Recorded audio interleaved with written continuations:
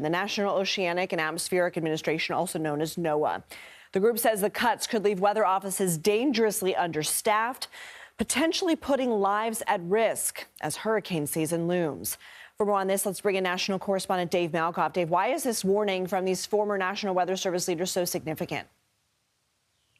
Hi there, Lindsay. Yeah, it is very rare to have all five living former directors come out and say something like that, but they say that the stakes are just too high to not say anything about it because it's at a time where we have climate change and we have more and more of these billion-dollar disasters happening around the country. So right now, the proposed budget cut is about 30%, and that would mean $1.5 billion cut from the National Weather Service, and that is for all sorts of NOAA projects all over the country.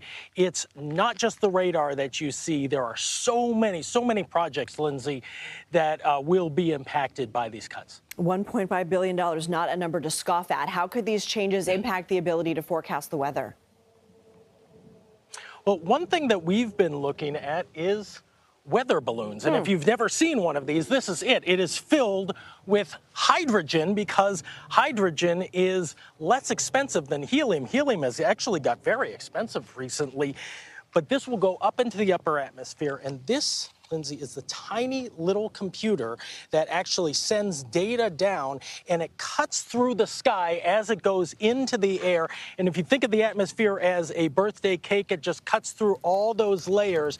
And twice a day at about 100 sites around the country, we always had these going up once in the morning and once in the evening, and it's really critical weather data.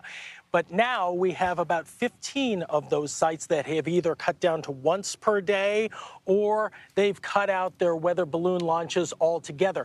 We went up to Central Michigan University and we talked to John Allen, who is a professor there.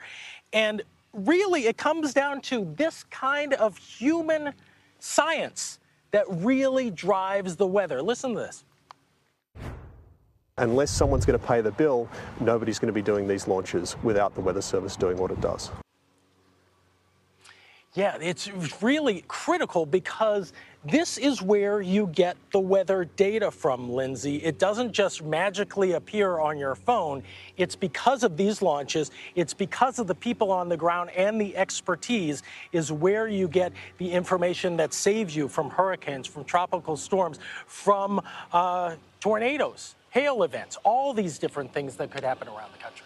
And how are these staffing cuts impacting weather offices across the country? Yeah, there's a lot of staffing cuts. There's about 500 employees who have left the National Weather Service since the beginning of the year.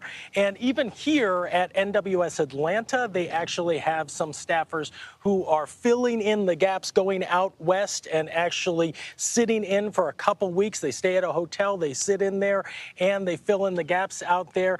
But some of these sites that don't launch the balloons, those are out west as well. And those are right on the Rocky Mountains, and that's where weather systems kind of start out, and then they push across the country. So if we're not getting that upper atmosphere data, then you don't know what's actually happening through most of that. And it's not just the Weather Service, but it's also lots of industries that get this information. It's agriculture, it's the airport here that we're looking at here. So all the weather data in the United States, most of it does come from the National Weather Service, and the minds behind that are the people who have studied this all their lives. All right, Dave Malkoff, thank you.